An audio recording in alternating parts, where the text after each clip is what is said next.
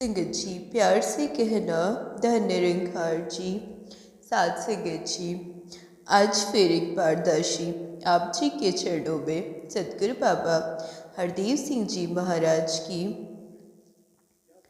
अनंत शिक्षाओं पर आधारित पुस्तक गुरुदेव हरदेव भाग 2 लेकर आई है, जिसका एपिसोड 18 है, पेज नंबर 64 है। साथ संगत जी, शाम काल भटिंडा में आयोजित समागम में बोलते हुए गुरुदेव ने कहा, यह मानव की योनि हमें बड़ी लंबी यात्रा के बाद प्राप्त हुई है। इसे व्यर्थ में खो देना महापाप है। इस महान योनि को दोबारा प्राप्त करना बड़ा कठिन है। इसलिए इस जन्म में ही एक हरि दातार को जानकर फिर इसकी भक्ति करके जन्म सफल कर लेना चाहिए।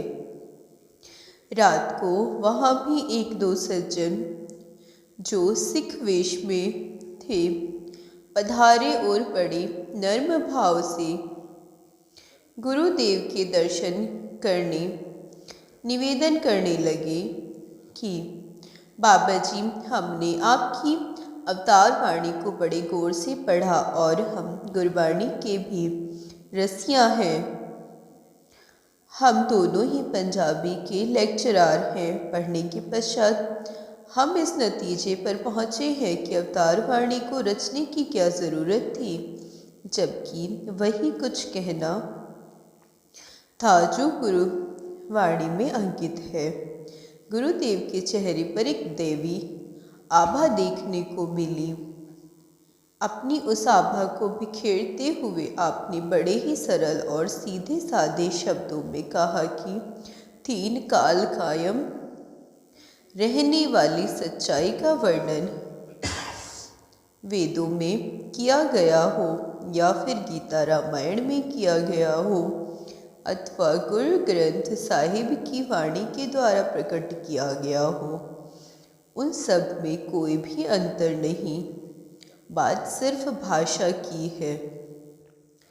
जब भाषा प्राकृत या संस्कृत प्रधान थी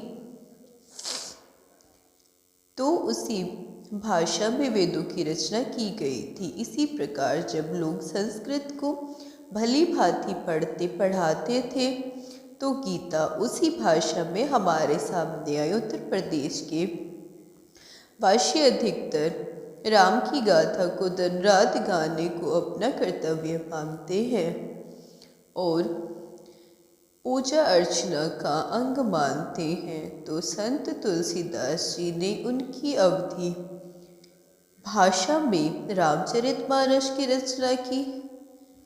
श्री गुरु ग्रंथ साहिब में जहाँ गुरुओं की अपनी वाणी दर्ज है, वहाँ अनेकों भक्तों की वाणी भी वहाँ पढ़ने को मिलती है।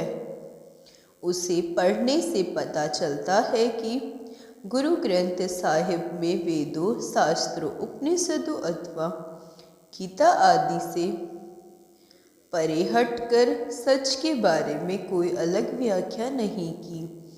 केवल उस समय की भाषा को अपनाकर उसी सच्चाई को लोगों तक पहुंचाया गया। हम सभी जानते हैं कि 100 सयाने इको मत। ठीक इसी तरह अवतार वाणी भी आज की बोली में लिखी गई ताकि पाठक आसानी से उसे पढ़ और समझ सके। आप पढ़े लिखे सज्जन हैं, आप तो जानते ही हैं कि 2 और 2 4 होते हैं। इस सच्चाई को कल भी बयान किया गया था और आगे भी बयान किया जा रहा है। हम यह कभी आपत्ति नहीं उठाते कि जब पहले 2 और 2 4 लिखा जा चुका है, फिर उसे नए सिरे से क्यों लिखा जा रहा है। गुरुदेव ने थोड़ा रुक कर कहा, अवतार वाणी की रचना करने वाले बाबा अवतार सिंह जी को बाकी रब्बी महापुरुषों की तरह जो सच का बोध हुआ, तो उन्होंने भी आज की सरल सुबोध भाषा में अवतार वाणी के रूप में अपने अनुभव दर्ज किए हैं, क्योंकि पहले महापुरुषों को सच के बारे में जो अनुभव हुए, बाबा अवतार सिंह जी को भी वैसे ही अनुभव प्राप्त हुए हैं। इसीलिए अवतार वाणी में वही कुछ लिखा हुआ पढ़ने को मिलता है जो पहले की रब्बी वाणियों में पढ़ने को मिलता है। वे दोनों लेक्चरर इस उत्तर से प्रसन्न हुए और बड़े ही नम्र भाव में निवेदन करने लगे कि बाबा जी, अवतार वाणी में तो हमें कहीं भी ऐसा पढ़ने को नहीं मिलता जिससे किसी धर्म विशेष के खंडन की बू आती हो, परंतु अवतार वाणी में जो संत वाणी का भाग है वह काफ़ी पीड़ादायक है। उसमें बड़ी बेबाकी से सभी धर्मों की परंपराओं, धारणाओं, मान्यताओं का खंडन किया गया है। इस संदर्भ में आपके मिशन की क्या राय है?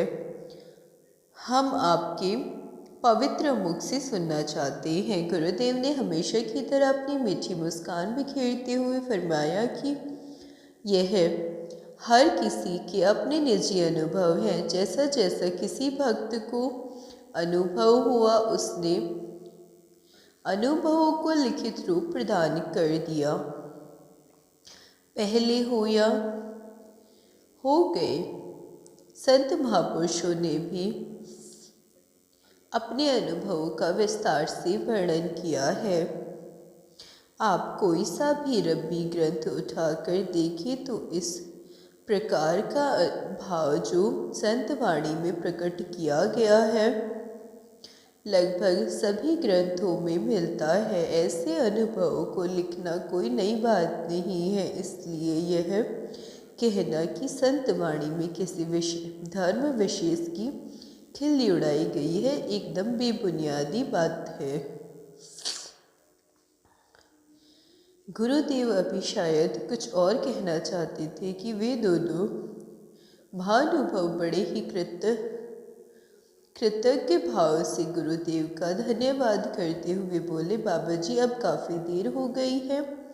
आपके श्रद्धालु भक्त बहुत बेताबी से प्रतीक्षा कर रहे हैं।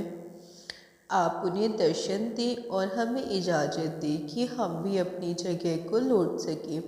आपके दर्शन करके और आपकी वाणी से मीठे मीठे शब्द सुनकर हम बहुत कृतार्थ हुए हैं और हमारे मन में बसी हुई शंकाओं का निवारण भी बहुत हद तक हो गया है। साध संगत जी, आज के लिए इतना ही। प्यार से कहना, धन निरंकार जी।